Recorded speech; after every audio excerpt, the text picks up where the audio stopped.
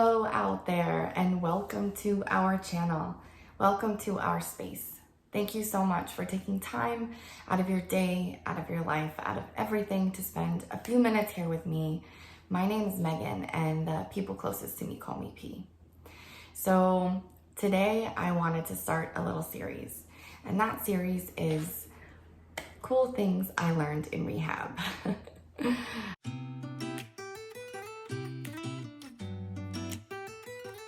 I am in recovery from a drug and alcohol addiction and an eating disorder, and I checked myself into treatment almost 5 years ago to the day. And I was going back through the journal that I kept during that time and revisiting some of the things that I learned when I was in treatment. And some of those things have been really helpful to me during this time. So I wanted to share one of them today, and that is be where your feet are.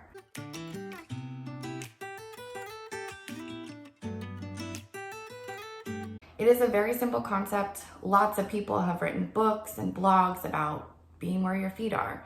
I feel like we do talk about being present a lot, but it was something that I wasn't practicing at all.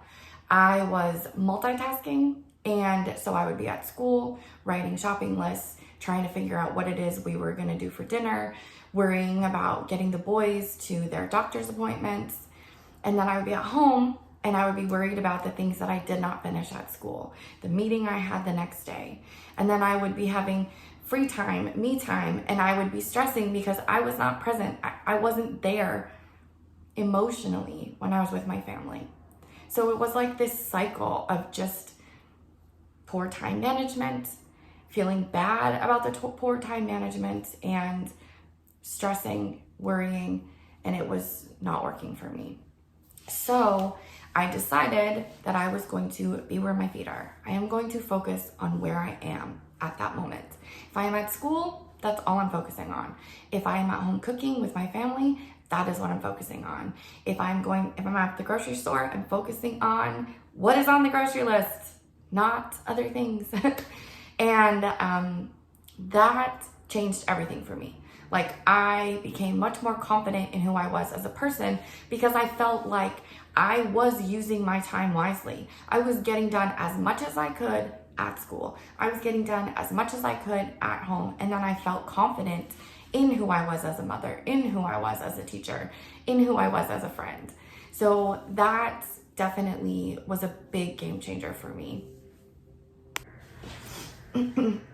When I'm focusing on what is in front of me, I seem to always be able to meet the moment. Like, I always seem to be able to handle what is right in front of me. Unless I start catastrophizing, I start thinking about what is the worst thing that could happen. And a perfect example is what happened with my dog, Annie. So we have a rescue dog named Annie, and Annie did come to us with some health issues. And the other day, we brought her to the vet, and the vet said he was very concerned with the blood work that came back, and if she got any worse, we'd have to take her to the emergency vet. At first, I started catastrophizing that this was the end, we were gonna lose her, this was terrible. And then when Edgar and I were talking, we were like, she's a fighter.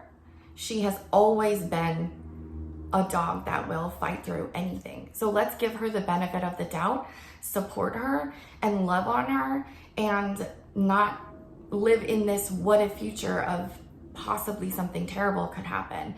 And in doing that, we were able to just love on her and have fun with her. And it did turn out that everything is okay and she's doing a lot better.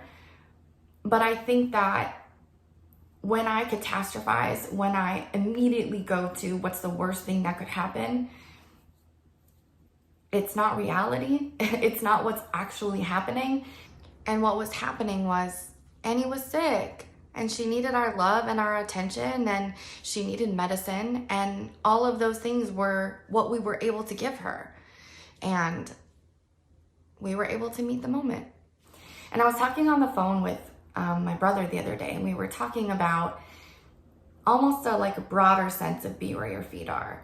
I think as humans, we're always thinking about like, oh, back in the day, those were the good days. Like that's when things were better. Now things are a mess because of such and such and such and such, right? The thing is, like, this is where we are. This is where we are right now. And we have to deal with not life 10 years ago, but life as it is now. And a cute story was my grandma was about 80, I think, when we went to go see the movie Finding Nemo. And it was the first movie of its kind. Just the animation, the sound, like every part of the movie was just new and exciting.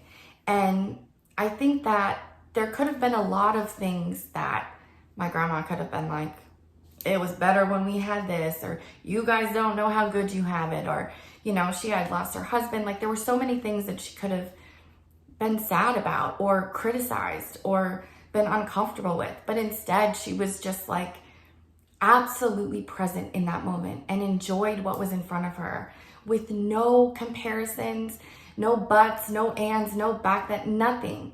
And I felt like I learned a lot from watching her move through life with such grace, as accepting to be where her feet were and finding the joy where her feet were. And I hope to continue to take that with me. And if you want to, I invite you to do that too. So thank you guys for spending some time here with me today. And here are some places where I have found quiet in our very noisy world. Again, thank you for spending time here with me today. And please take extra good care of yourself because you deserve it. Don't let it fall on